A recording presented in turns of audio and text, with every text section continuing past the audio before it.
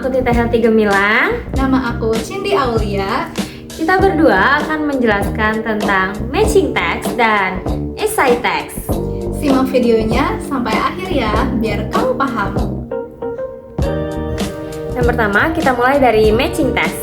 Matching text atau tes menjodohkan adalah jenis tes yang berisi dari dua kolom. Kolom pertama berisi pertanyaan atau istilah dan kolom kedua berisi daftar jawaban yang harus dicocokkan oleh siswa.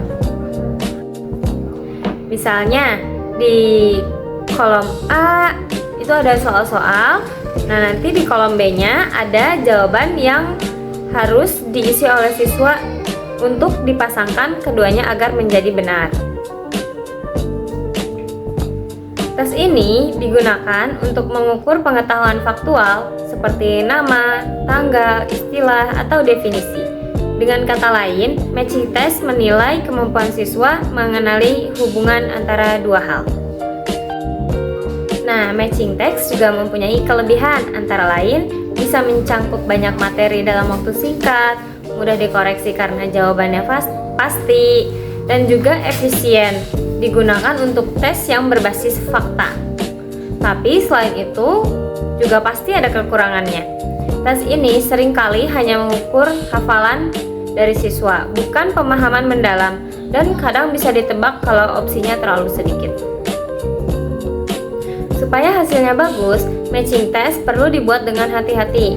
Beberapa tipsnya yaitu, gunakan 10-15 pasangan soal, dan jangan terlalu banyak. Yang kedua, berikan petunjuk yang jelas. Misalnya, apakah jawaban bisa dipakai lebih dari sekali? Yang ketiga, pastikan semua item dalam satu topik yang sama.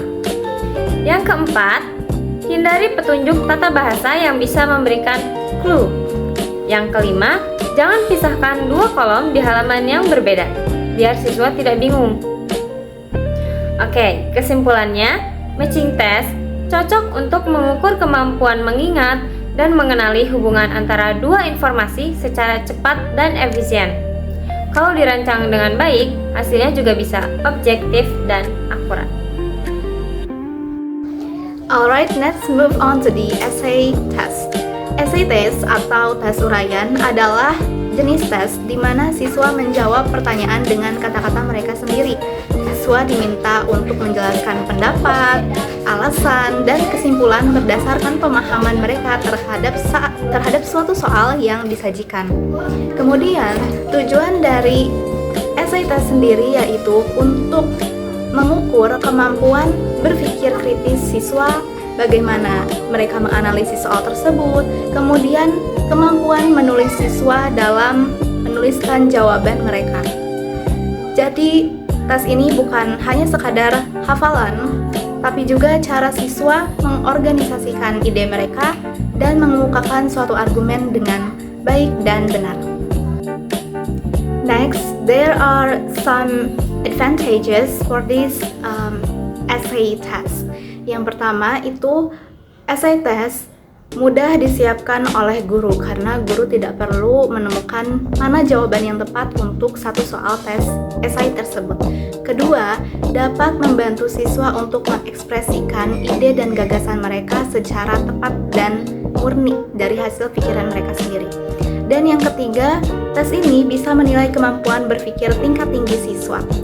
Tapi tentu dari kelebihan ini ada juga kekurangan dari tes esai tersebut, yaitu tesnya memakan waktu yang cukup lama ketika dikoreksi oleh guru.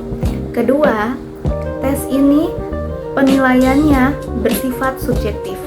Ketiga, hasilnya bisa dipengaruhi oleh berbagai faktor, seperti kemampuan siswa dalam menulis dan juga bagaimana siswa merangkai kata-kata menjadi sebuah kalimat yang padu ketika menjawab soal esai tersebut.